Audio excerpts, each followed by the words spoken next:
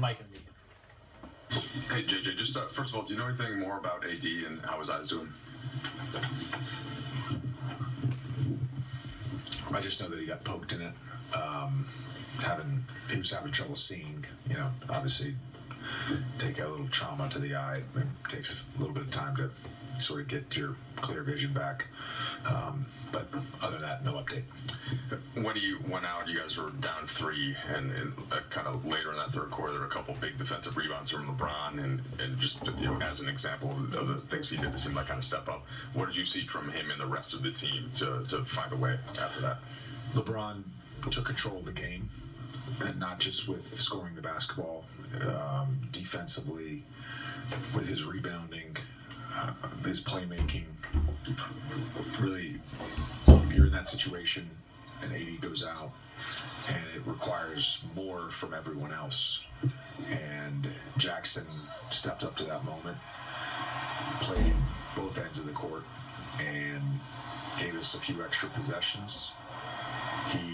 His energy, I thought, really uplifted the group. But, the bench itself tonight, you think about, we were flat in the first half. D'Lo gave us a lift. We executed another 3 for 2 at the end of the first half to sort of get some momentum. And then Gabe, Dalton, Jackson off the bench in the second half were great.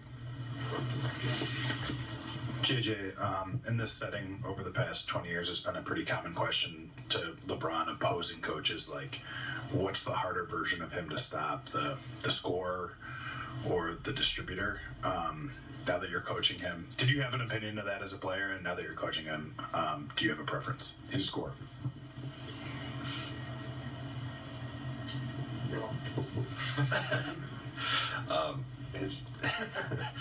JJ, I know we've talked a little bit about causation versus correlation and whatnot, but with Austin, we've seen this sort of explosion offensively the last couple of games with Cam in the starting lineup and him taking those primary perimeter assignments. What have you seen from him these last couple of games with the new starting lineup, and what has that allowed him to do offensively? Well, first of all, his level of compete on the defensive end has been better for both these games. And it's not like he's taking the night off. He's still got to guard the other team's second best perimeter guy.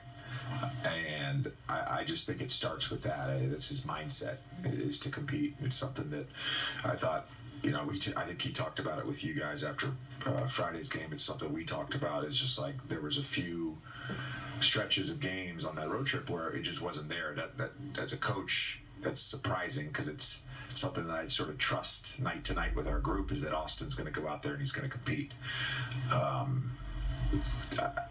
The first half tonight was just a weird sort of game. We couldn't really get into our offense. A lot of that was Davion Mitchell. Just, at times we were having to bring the ball up with AD. And so we really were kind of stagnant and didn't have a lot of thrusts in the half court. And that affected, I think, Austin on the offensive end. And then he had 2 stretches there in the second half, one to start and then one sort of to finish, that flurry to finish, where we were getting the matchups we wanted. The ball was moving, and obviously LeBron was drawing a lot of bodies, and AR was able to take advantage of that. All right, let's